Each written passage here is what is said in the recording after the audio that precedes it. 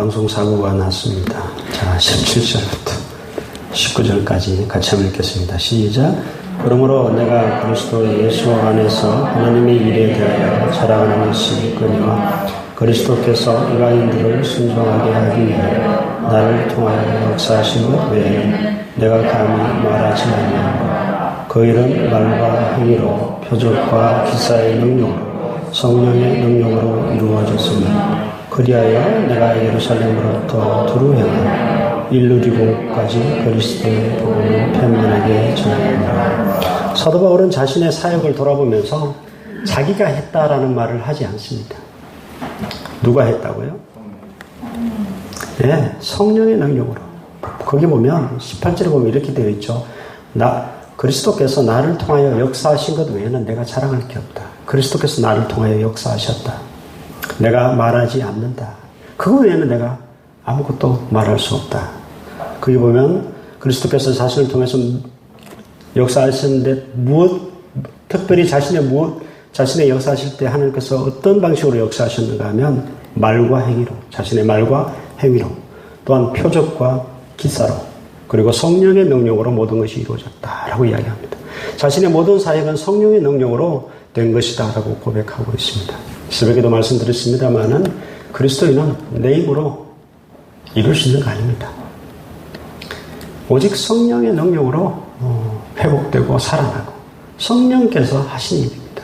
그것을 우리가 소망하면서 성령께서 해주시기를 기도해야 된다라는 것이죠. 사도 바울의 모든 사역은 오직 성령의 능력으로 이루어진 것이다 고백을 하고 있고요. 또 사도 바울이 어디까지 복음을 전했는가 하면 19절에 보면 어디까지 갔다고요? 일루리곤이라고 있죠. 좀 생소한 지명인데요. 지금의 알바니아, 더 생소합니까? 알바니아 그러면 그리스 바로 위에. 조금 이해가 되시죠? 그리스라는 나라는 아시죠? 그리스 바로 위에 거기까지 사도 바울은 복음을 전했고, 사도 바울이 왜 일루리곤이라는 지방을 알바니아를 이야기하는가 하면 여기서 바다를 건너면 어디로 간다는 거죠? 로마로 갑니다. 그렇기 때문에 내가 바로 로마로 가기 직전까지 바로 거기까지 내가 복음을 전했다라고 로마 성도들에게 이야기를 하고 있죠. 자, 그 다음부터 그 중에 또 중요한 구절이 있네요. 20절 말씀 한번 읽겠습니다. 20절 말씀 같이 한번 읽겠습니다. 시작. 또 내가 그리스도의 이름을 부르는 것은 복음을 전하지 않기를 힘쓰니 이는 남의 터 위에 건축하지 아니하려 함이라. 21절. 기록된 바 주의 소식을 받지 못한 자들이 볼 것이고 듣지 못한 자들이 깨달으리라. 사도 바울의 사역의 대원칙이 있었습니다. 그것은 남이 틀을 딱 꺼놓으면 사도 바울은 거기 갔다 안 갔다? 안 갔다는 겁니다. 남의 터 위에 자기는 절대 건축하지 않는다는 이 대원칙 하에서 아예 완전히 복음이 전해지지 않은 것, 항상 그런 것만 찾아다녔습니다. 예를 들면 우리 교회가 전도하려고 이렇게 텐트를 쳐놓고 이렇게 전도하고 있으면 옆에 교회가 와서 시기하고 텐트 치면 돼요, 안 돼요? 안 됩니다. 그렇게 하지 말라는 거예요. 옆에 교회가 하고 있으면 거기 가지 말라는 거예요. 똑같이 주의 복음을 전하는데 왜 거기 가서 시기하고 질투하고 그렇게 하느냐는 것입니다. 사도 바울은 절대 그렇게 한 적이 없어요. 누가 복음을 닦아놨으면 자기는 그 터 닦아놓은 데 가지 않고 아예 새로 가서 새로 터를 닦고 새로 기초를 하고 그렇게 복음을 전했다. 이 사도 바울의 사역의 대원칙을 사도 바울이 말합니다. 교회에서 누가 여러분 열심히 봉사하거들랑 괜히 그 질투하고 시기하여서 거기 끼어들어가지고 자기도 그거 하겠다고 그러지 말고요. 그 사람은 그거 하더라도 내버려두고 다른 거 하시면 됩니다. 우리 각자는 하나님부터 받은 사명이 달라요. 내가 할 일이 따로 있습니다. 괜히 남이 열심히 하는 거 그거 해방 놓고 질투하고 시기하고 그러지 마세요. 내가 할 일은 따로 그거 찾아 하시면 되는 것이죠. 사도 바울의 사역의 대원칙을 우리가 살펴보았고요. 22절부터 이제 마지막 절까지인데요. 여기서는 사도 바울의 앞으로의 계획에 대해서 로마 성도들에게 이제 이야기를 하고 있습니다. 사도 바울의 계획이 앞으로 어디로 가겠다는 거죠? 로마로 갔다가 그다음에 어디로 가겠다는 거죠? 서바나라고 되어 있습니다. 지금의 스페인입니다. 지중해 바다를 계속 가면 왜 요나가 어디로 도망갔죠? 다시스로 도망갔습니다. 거기가 스페인입니다. 지중해 끝으로 가면 이 스페인이라는 나라가 있는데 아마 사도 바울이 세상 끝이 스페인인 줄 알았을 거예요. 그래서 이 서바나로 가서 내가 복음을 전하기 원한다. 아마 사도 바울이 대단한 사람입니다. 세상 끝까지 가려고 하잖아요. 아마 한국이 세상 끝이라고 알았다면 사도 바울은 한국으로 갈 것이다. 그렇게 분명히 로마서에 기록이 되었을 것입니다. 아마 자기가 아는 세상 끝은 스페인이었기 때문에 내가 로마로 갔다가 스페인으로 가기를 원한다. 로마로 가는 이유는 너희들이 나를 스페인으로 보내주기를 원한다. 너희들의 선교비를 받아가지고 내가 스페인으로 가기를 원한다. 그래서 로마를 중간 기초점으로 삼고 그 계획을 지금 발표를 하고 있는 것이죠.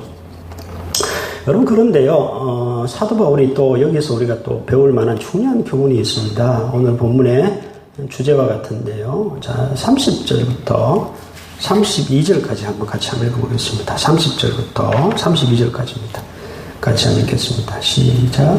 형제들아, 내가 우리 주 예수 그리스도와 성령의 사랑으로 말미암아 너희를 원하노니 너희 기도에 나와 힘을 같이 하여 나를 위하여 하나님께 비로 나로 유대에서 순종하지 아니하는 자들로부터 건짐을 받게 하고 또 예루살렘에 대하여 내가 섬기는 일을 성도들이 받을 만하게 하고 나로 하나님의 뜻을 따라 기쁨으로 너희에게 나아 너희와 함께 편히 여러분 참, 예, 거기까지요. 여러분 이거 보면 정말 사도 바울은 정말 여러분 사도 바울 같으면 뭐 누구나 인정하는 대사도 아닙니까? 그런데도 그가 지금 뭐 하고 있는지 아십니까? 로마 성도들에게 기도 부탁을 하고 있습니다. 이거 보면 정말 우리가 뭐 해야 되는지 세 가지 기도 부탁을 하고 있는데요. 첫 번째는 그 앞에 보면 사도 바울이 지금 로마로 지금 가고 있는 길은 아니고 지금 어디 가는 길인가 하면 25절에 보면 예루살렘으로 가고 있습니다. 이방 지역 교회에서 모은 헌금을 가지고 예루살렘 교회에 전달하러 지금 가고 있습니다. 예루살렘에 기근이 찾아와서 어렵다는 소식을 듣고 이방 지역에 선교하면서 그 교회들에서 다 모은 그 연보를 가지고 그 구제 헌금을 가지고 예루살렘에 전달하러 가고 있거든요. 근데 사도 바울이 세 가지를 기도해 달라고 그럽니다. 내가 전달하는 이 일이 받을 만하게 해달라고 너희들이 꼭 좀 기도해 줬으면 좋겠다. 여러분, 구제하는 거 쉽지 않습니다. 잘못했다가 머리 뺨때기 맞습니다. 내가 왜 이걸 받아야 되냐. 여러분, 이거 쉽지 않습니다. 특히 사도 바울은 예루살렘 교회로부터 찍혔어요. 할례 무시하죠. 온갖 전통 다 무시하죠. 예루살렘 교회가 그렇게 좋아하는 인물이 아닙니다. 그러다 보니 사도 바울이 이 구제하는 일이 받을 만하게 해달라고 로마 성도들에게 기도 부탁을 하고 있고요. 두 번째는 무슨 이야기를 하고 있는가 하면은 거기 보면 31절을 제가 말씀드렸고요. 또 31절 거기 앞부분에 보면 뒷부분을 방금 말씀드렸고 앞부분에 보면 이런 말씀이 있습니다. 유대에서 순종하지 아니하는 자들로부터 건짐을 받게 해달라고 기도합니다. 여러분, 사도 바울을 죽이려고 했던 유대인들, 그러니까 그리스도교로 개종하지 않은 유대인들이 엄청 많았습니다. 왜냐하면 유대 전통을 다 깨부숴버리니까, 유대교를 철저하게 파괴하는 사람이니까. 그러니까 사도 바울을 죽이려는 유대인들이 너무너무 많았습니다. 그들의 위협으로부터 자기를 보호해달라고. 자기가 그들의 위협으로부터 안전할 수 있도록 그들의 위협에 그렇게 자기가 죽임당하거나 그러지 않도록 기도해달라라는 부탁을 로마 성도들에게 하고 있습니다. 또 한 가지는 마지막 32절인데요. 내가 너희에게 가기를 원한다. 지금 로마로 갈 길은 아무 준비도 안 되고 갈 길이 열려있지 않습니다. 그러나 로마로 내가 갈 수 있도록 너희들을 만날 수 있도록 가도록끔 내가 거기 가도록끔 너희가 꼭 기도해달라. 이 세 가지를 부탁을 하고 있습니다. 여러분 이 기도가 응답되었을까요? 안 되었을까요? 됐습니다. 사도행전을 보면은 사도 바울이 연보를 모아가지고 가요, 예루살렘에. 근데 너무너무 기쁘게 영접해 줍니다. 사도 바울 일행을. 예루살렘 성도들이. 기도 응답이 됐어요. 아주 기쁘게 사도 바울 일행을 영접해 줘요. 그 대목이 사도행전에 나옵니다. 첫 번째 게 응답되었죠. 두 번째, 세 번째부터 봅시다. 로마로 갔어요, 안 갔어요, 사도 바울이? 갔습니다. 이것도 응답됐습니다. 로마로 가게 해달라는 기도도 응답됐습니다. 그렇다면 유대인들의 위협으로 보호해달라는 그 기도가 응답됐을까, 안 응답됐을까요? 응답됐습니다. 사도행전 보세요. 사도행전을 보면 이제 예루살렘으로 가자마자 무슨 사태가 벌어지는가 하면 이 바울을 죽이려는 40명이 들고 일어납니다. 유대인들이, 유대교도들이 내가 바울을 죽이기 전에는 물도 마시지 않고 밥도 먹지 않겠다는 결심한 자들이 40명이 나타납니다.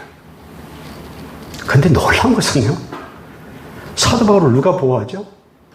사도행전 다 까먹었었습니까? 예, 천부장과 로마 군대가 사도 바울을 딱 호송해버립니다. 그 누구도 덤빌 수 없게끔 말과 기병과 창병과 칼을 찬 자들이 사도 바울을 호송해서 졸지에 사도 바울은 죄수의 신분으로 전락하게 되지만은 그들의 철저한 보호하에서 어디까지 갈까요? 로마까지 갑니다. 여러분, 로마 교회 기도 부탁한 것이 그대로 응답되었습니다. 아마 사도 바울이 자유인의 신분으로, 죄수가 아니라 자유인의 신분으로 아마 로마로 갔다면 로마로 가기도 전에 유대 땅에서 아마 죽었습니다. 분명히 살해당했을 것입니다. 물도 먹지 않고 밥도 먹지 않는 40명이 들고 일어났는데요. 그러한 결사대가 조직된데요. 사도 바울이 어떻게 살 수 있겠습니까? 그런데 로마 교회 성도들에게 부탁한 이 기도가 그대로 응답되었다는 사실을 사도행전을 통해서 똑똑히 볼 수가 있습니다. 여러분, 여러분의 가장 큰 문제가 무엇입니까? 부탁하건대 여러분, 다른 사람에게 기도 부탁 좀 하세요. 하시라고요. 기도 부탁 안 하는 건 믿음 없는 겁니다. 그만한 믿음도 없어요. 기도 부탁 안 하는 건 진짜 믿음 없는 거예요. 믿음이 없으니까 기도해달라고 얘기 안 하는 겁니다. 기도 부탁하시고 기도하세요. 그러면 그 기도가 그대로 응답되어질 줄 믿습니다. 그럼 바울이 또 위대한 인물이 될 수 있었던 중요한 이유를 여기서 우리가 알 수가 있습니다. 바울을 위해서 기도하는 사람들이 곳곳에서 있었다는 것이고, 바울은 곳곳에 그 기도 부탁을 하고 있다는 사실입니다. 바울이라는 위대한 사도가 그냥 태어난 게 아닙니다. 바울도 저와 여러분과 똑같은 성정을 가진 사람이에요. 그런데 바울을 그렇게 위대하게 만든 것은 그를 위해서 기도하는 기도 용사들이 수두룩하게 있었다는 것입니다. 목사를 누가 그러더라고요. 산모라고. 젖을 먹이는 산모라고. 제가 누누이 말씀드렸지만 목사를 위해서, 목사가 이뻐서 기도하는 것이 아니라 여러분 자신을 위해서 기도해야 된다 그래서요. 풍성한 젖이 나오도록 여러분 자신을 위해서 기도해야 됩니다. 그래야 목사로부터 풍성한 젖이 나오고 여러분들 먹고 살고 안 굶어 죽을 거 아닙니까? 스펄전 목사님께서 이런 이야기를 했습니다. 어느 날 지금 나에게는 나를 위해 기도하는 300명의 성도가 있다. 정말 부럽습니다. 스펄전 목사님이 괜히 나온 게 아닙니다. 그 위대한 설교자가 괜히 나온 게 아니에요. 지금도 설교하기 전에 한 얘기입니다. 나를 위해 기도하는 300명의 성도가 있다. 여러분, 이동희 목사를 위해서 기도하는 사람 몇 명 있을까요? 30명. 30명도 없을 것 같아요. 3명. 매주 안 빼먹고 하는 사람 3명, 우리 교회 성도 중에 3명 과연 있을까? 물론 우리 교회 성도가 아니라 저를 아는 사람 다 포함하면 3명이 넘겠지만 30명만 돼도 달라지지 않겠습니까? 교회가 달라지고 저가 달라지지 않겠어요? 여러분, 위대한 사도나 위대한 종들은요, 그냥 나오는 게 아닙니다. 그만큼 그 뒤에서 기도해주는 주의 용사들이 있습니다. 만약에 여러분 가족 중에, 친척 중에 주의 종들이 있다면 여러분 기도해 주시기 바랍니다. 빼먹지 않고. 일주일에 한 번은 반드시. 여러분, 그것이 얼마나 중요한지 모릅니다. 왜 목자를 위해서 기도해야 될까요? 성경에 보면 목자를 치면 양들이 흩어진다고 그랬습니다. 전쟁할 때 누구에게 가장 먼저 조준 사격을 하죠? 소대장, 중대장, 대대장. 지도자를 죽이면 그 다음에는 오합지졸이 되니까. 가장 영적 전쟁이 심한 사람들이 지도자입니다. 목사고 장로들입니다. 여러분, 그거 아셔야 됩니다. 그래서 지도자를 위해서 기도해야 됩니다. 그 영적 전쟁에서 승리하도록 기도해야 결국은 그 복이 여러분들이 흘러가는 것입니다. 여러분, 예배 중보도 마찬가지입니다. 제가 늘 말씀드립니다만 예배 중보자 그거 우습게 생각하면 안 됩니다. 예배 중보자가 기도했냐 아니냐에 따라서 그날 예배 분위기가 다릅니다. 느껴지는 게 달라요. 은혜가 다르고요. 파리 한 마리가 그냥 들어오는 게 아닙니다. 방해하는 세력들이 그냥 나타나는 게 아니에요. 영적인 일입니다. 그래서 예배 중보자가 중요한 것입니다. 여러분, 사도 바울을 통해서 여러분 똑똑히 배우시기를 바랍니다. 여러분의 문제가 있거든 기도 부탁하시고 또는 기도하십시오. 특별히 여러분 가운데 기도해야 될 주의 종들이 있다면 또 그들을 위해서 또 기도해 주시기를 바랍니다. 여러분, 내가 기도 부탁하고 또 내가 기도하고 누군가를 위해서 중보하는 것. 그거 얼마나 중요하며 또한 그것이 반드시 응답되어질 것을 믿고 기도하는 여러분, 저와 여러분 되시기를 주 이름으로 축복합니다. 기도하겠습니다.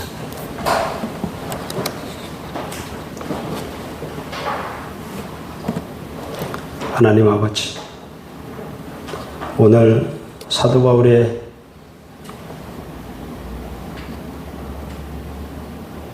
계획과 또 사도 바울의 지난 날을 돌아보며 또 로마 성도들에게 기도 부탁하는 모습을 통해서 우리가 여러 가지 것을 깨닫게 됩니다. 사도 바울이 했던 것은 자기가 한 것이 아니라 오직 성령의 능력으로 그 모든 것을 감당하였고 성령께서 하신 일이라고 고백하고 있습니다. 하나님 아버지, 우리 또한 우리의 힘으로 할 수 없다는 사실을 인정하고 성령께서 해주시도록 간구할 수 있는 주의 백성들 될 수 있도록 하나님 아버지 도와주시옵소서. 하나님, 바울조차도 기도 부탁을 했다면 왜 우리가 기도 부탁하지 않습니까?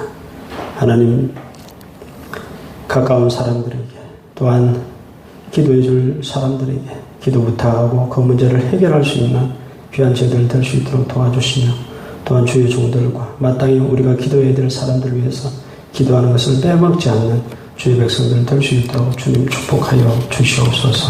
바울의 세 가지 기도가 반드시 응답되었다는 이 사실을 우리가 똑똑히 알고 우리의 기도 또한 하나님께서 들어주실 것을 믿고 기도를 포기하지 않는 저희들 될 수 있도록 하나님 도와주시옵소서. 사랑이 많으신 예수 그리스도 이름으로 기도드립니다.